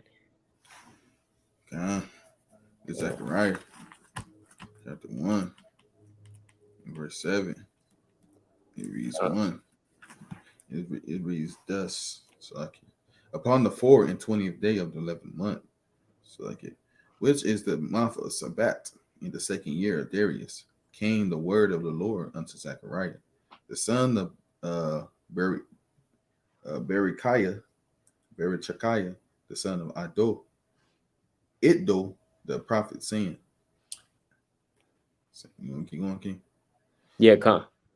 I saw by night, and behold, a man riding upon a red horse, and he stood upon the myrtle trees, and in the myrtle trees that were in the bottom, and behold, him were three red horses, spectacled and white. Then Right. said I, O Lord, so I can. It's like, yeah, it says, I saw by night and behold a man riding upon a red horse, and he stood among the myrtle trees that were in the bottom behind him with their three horses. It's like their red horses speckled in white. So the men riding upon the horses are talking about angels, right? Remember, horses in the Bible, into the book of Job, horses represent strength. And so they're sitting upon this horse, which is symbolic for that strength. Because remember, these angels are strong. The Lord said in the book of Psalms that these angels, they do the commandments of the Lord and they excel in strength. And so you even talked about that with Yahweh Shah riding upon that horse. And also that horse representing what? The chariots of the Most High. Because you talk about that in the book of Second Kings, chapter 2. Elisha saw the chariot of what? The chariot of Israel, the chariots of the Most High, which are talking about what? And he said, and the horsemen thereof, talking about the angels, right? And the chariots. You know, it says, um, oh, brother asked a question real quick. I'll answer that after this. In verse 9, it says, Then said I, oh my Lord, what are these? And an angel that talked with me said unto me, I will show thee what these be. And in verse 10 it says, "And the man that stood among the myrtle trees answered and said, These are they whom the Lord hath sent to walk to and fro through the earth." So these are talking about angels. And they answered the Lord, and they answered the Lord that stood among the myrtle trees and said, We have walked to and fro through the earth, and behold, all the earth sitteth still and is at rest. So they bring this report back to the Most High. That's their job, to bring back and report back a report back to the Most High. All the earth sitteth still and is at rest, meaning everything is happening the way that you want it to happen. And that's the function of these angels, right? So, um, yeah. So these angels, you also read about these angels in Zechariah the first chapter, man. You know, so that's their job. And just to answer the brother's question, he said not to get too off topic, but does the scripture say anything about interesting about pets in that Tobit precept they mentioned the man's dog? Yeah. So in Tobit 5 and 16, that's the only account of really us having um like a dog as a pet. So it couldn't, we probably did have pets back in the ancient world. Um, there's not too many precepts on that. In the book of Proverbs, I believe chapter 12 and verse 10, it does talk Uh, about, a man is going to have regard for his beast.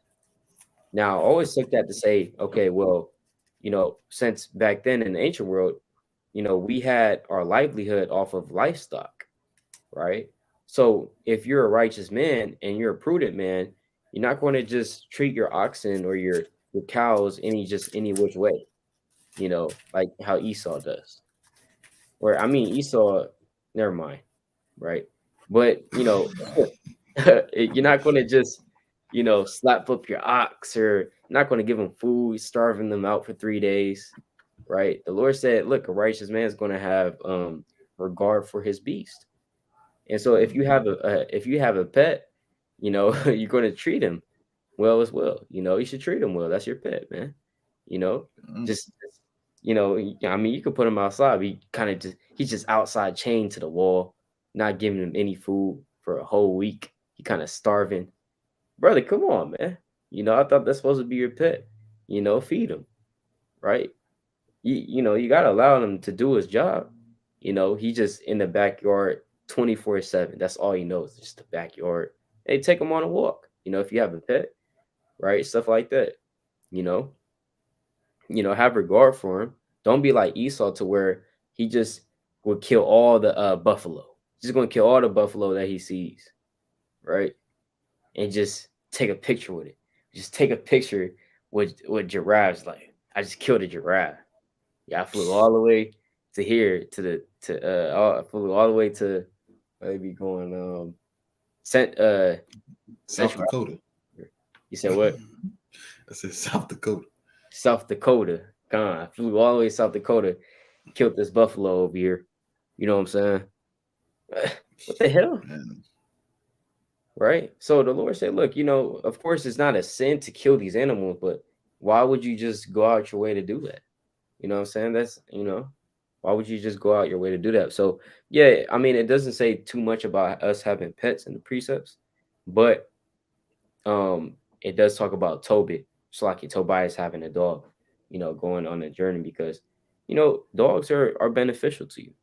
They are beneficial. Um, yeah, they're beneficial in terms of guarding the house. You know what I'm saying? Certain dogs, they're trained to be guardians. So if you have a dog, it's not off at all, but or a pet. But no. yeah, gone. Brother had a precept. Con. I was gonna put Proverbs 27 and 23. It says, "Be thou diligent to know the state of thy flocks, and look well Right. to thy herd." So basically everything the brother had kind of put out and set out a second that you just can't have a pet, and dang well you can't take care of it. You got a pet, but he's looking he's looking bad, man. Take care of your pet. Don't treat them like children now, but because Yeah. white white people, they love treating their dogs like children, Yup. and that's They sleeping in the bed with you and all type of Yeah, madness. You kissing right. it on the lips. Like, come on now, it's a pet, Yeah, man. yeah, So don't go too overboard with it, but kind. con. Yeah, just tending to your dog all day. You know, there's an Edomite that like lives in Florida. He has like I don't even know how many. He has like 7 dogs. They all live in the house with him. And he's always recording himself feeding them. It's like he's like, bro, like you're feeding them like every so often. You know, just I don't know how much. And these are big dogs. These are big dogs. Like like the Edomite big dogs. So I don't know, man. I just Mm-mm. can't have 7 dogs. All right, that's just madness. It's just too much. It's Man, too much. too much, man.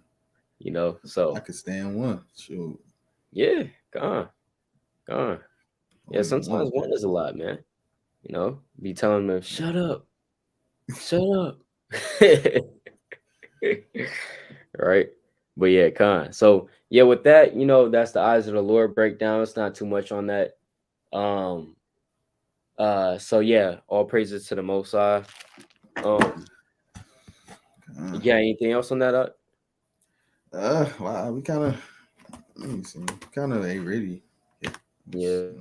kind of got like a lot of precepts on that Khan. thing. It's more precepts you could kind of go in the eyes of the Lord and stuff like that, but it's just we going in circles through the spirit.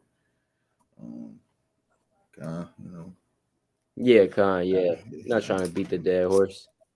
So yeah, God, all praises to the Most High. God, Can God. brothers hear me?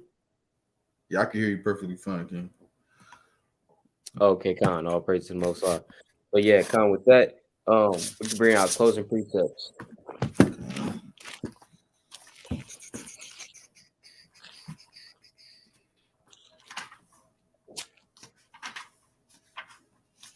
Yeah,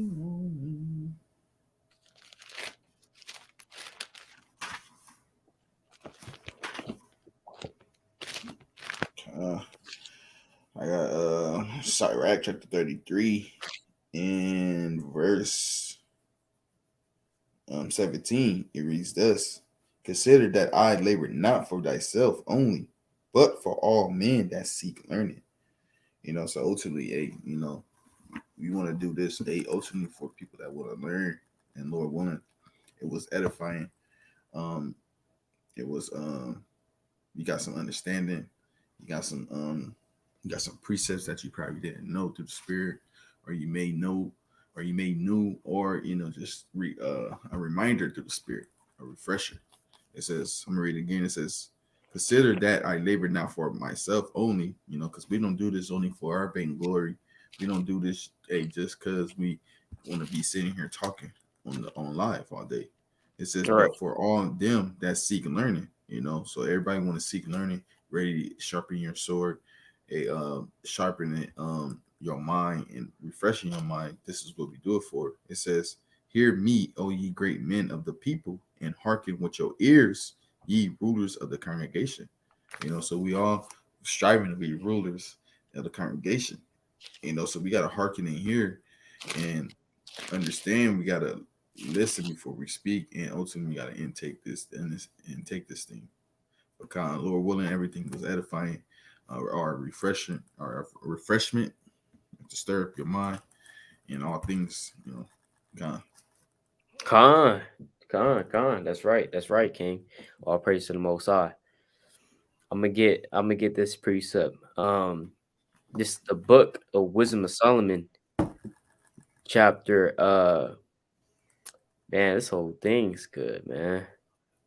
Wisdom of Solomon, chapter 7, and verse number 28. For God loveth none but him that dwelleth with wisdom, for she is more beautiful than the sun, and above all the order of stars being compared with the light, she is found before it.